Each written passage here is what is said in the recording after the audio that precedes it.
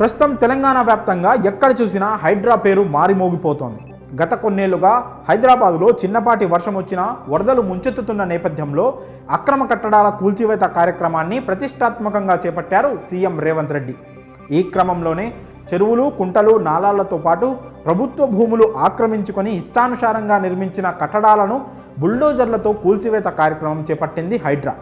ఇందులో భాగంగా మూసీ సుందరీకరణ కోసం అక్కడ నిర్మించిన ఇళ్లను కూల్చివేస్తున్నారు.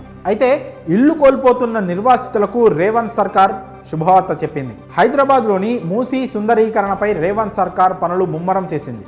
ఇప్పటికే మూసీ పరివాహక ప్రాంతాల్లో ఉన్న కొన్ని ఇళ్లను కూల్చివేయగా మరికొన్ని ఇళ్లకు మార్కింగ్ చేశారు. ఇల్లు కోల్పోతున్న నిర్వాసితులకు వారికి నచ్చిన ఏరియాల్లో డబుల్ బెడ్రూమ్తో పాటు 25,000 నగదు కూడా ఇవ్వనున్నట్లు ప్రకటించారు.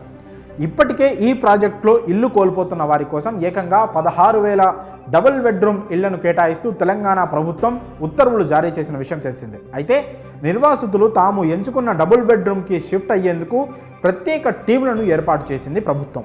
అంతేకాదు వారికి ఏ ఇతర ఇబ్బందులున్నా ప్రభుత్వ అధికారులను సంప్రదించాల్సిందిగా తెలిపింది.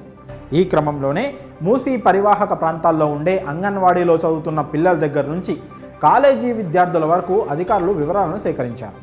కొత్తగా డబుల్ బెడ్రూమ్ ఇళ్లలోకి వచ్చిన నిర్వాసితులకు సమీపంలో ఉన్న పాఠశాలలు, కాలేజీల్లో ప్రవేశాలు కల్పించేందుకు సన్నాహాలు చేస్తోంది.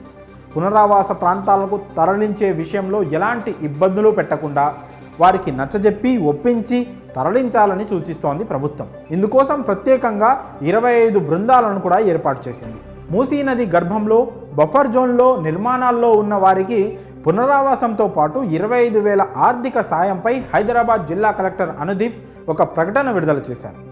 మూసీ సుందరీకరణలో భాగంగా ఇక్కడ ప్రైవేట్ వ్యక్తులకు సంబంధించిన దాదాపు 16,000 నిర్మాణాలను సర్వే ద్వారా గుర్తించినట్లు Musi river front development corporation అధికారి దానా కిషోర్ వెల్లడించారు. అలాగే రివర్ ఫ్రంట్లో దాదాపు 10,200 మంది నిర్వాసితులు ఉన్నారని అధికారులు చేపట్టిన సర్వేలో తేలింది. వారందరికీ డబుల్ బెడ్రూమ్ కేటాయించి ఆర్థిక సాయం అందజేస్తారని తాజాగా రేవంత్ సర్కార్ ప్రకటించింది. పుకార్లు, ప్రతిపక్ష నేతల మాటలు నమ్మొద్దని, నగర సుందరీకరణకు ప్రతి ఒక్కరూ సహకరించాలని కలెక్టర్ కోరారు.